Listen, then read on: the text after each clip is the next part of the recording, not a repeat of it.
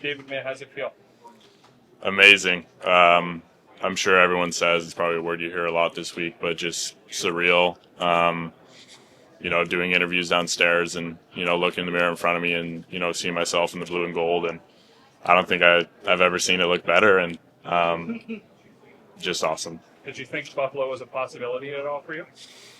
No, for me, being rated in around the second round, like it could have been anyone really. They were a team I interviewed with over the combine, and interviewed with one of the local scouts, Grant Beanish. Spoke with him a lot throughout the year, and I knew there was a possibility, but you just really never know on draft day. When did you start to believe that this was a possibility that I actually could get drafted to the NHL this year?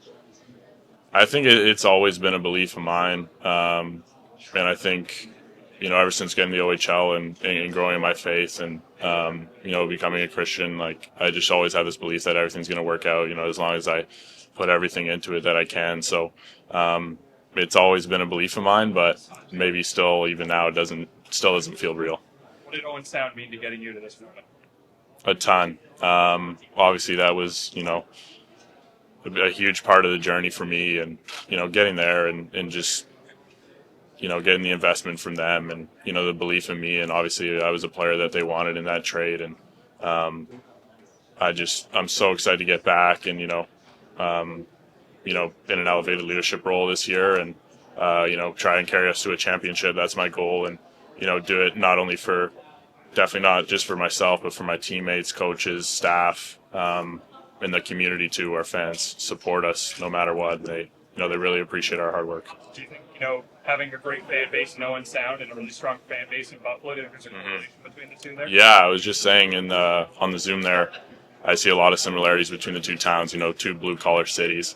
Little sort of smaller markets, like relatively speaking to the rest of the league, and I'm sure they're fans that just appreciate hard work and probably don't care how skilled you are, and just like both markets, and just want to see you compete every day, and loyal fans there, supported the team through maybe some tougher times throughout the last 10 years now. So I'm just excited to play for them.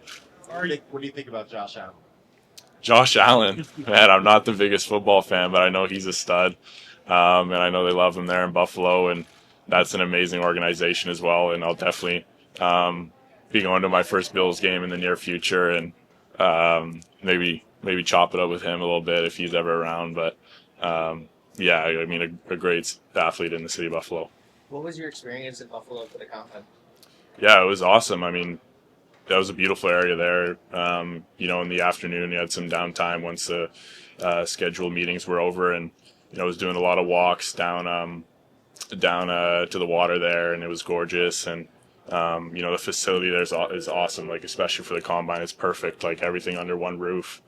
You got the hotel there, practice facility, main facility.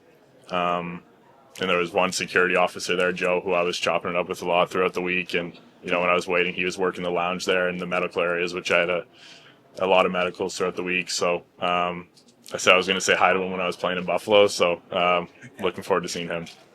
What was this just waiting last night and today? What was that wait like with you and your family? Just had to be patient a little bit. Yeah, of course. And especially with the decentralized draft, once you get to the, near that third round, it's a pretty empty building. But yeah, it's nerve wracking. Every pick, you're like, okay, this could be me. Once you get to the end of the first round and onward for myself, and nerve wracking to say the least. You're like, every team, you're like, oh, I had a good interview with them, and then you don't see it's them, and then it was really perfect.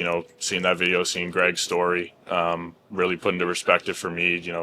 Just how grateful I am for little things, just like health, and maybe you're not always conscious of that, but I'm sure Greg would give up absolutely everything, and his family give up absolutely everything for him just to be able to play hockey again. So just being grateful for little things like health, and I mean, will show how grateful I am to be playing the National Hockey League and drafted now. So when you heard from Owen Sound before you heard name was said, was the stomach, the butterfly starting to go a little more? Yeah, I think my butt was already out of the seat when they said Owen Sound. I know we have a couple other players that I'll be watching for tonight, but maybe weren't ranked as highly as me, so I kind of had a good indication there, and I knew Buffalo was interested. So maybe just had a feeling and felt right. So yeah, my butt was already out of the seat at that point.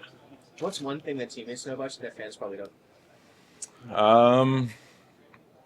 I think that I just care a lot, and I'm not afraid of confrontation in the room, and maybe sometimes can come off as maybe not arrogance, but just being rude. But really, I just want what's best for everyone on our team. I want to see them have success. So me being hard on them and being honest is just trying to get the best out of our team. What are some of your hobbies outside of hockey? Yeah, for me, I'm a pretty simple guy, and hockey takes up most of my time.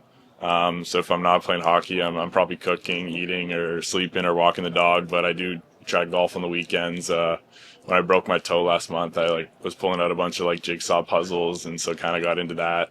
But yeah, I'm a pretty simple guy.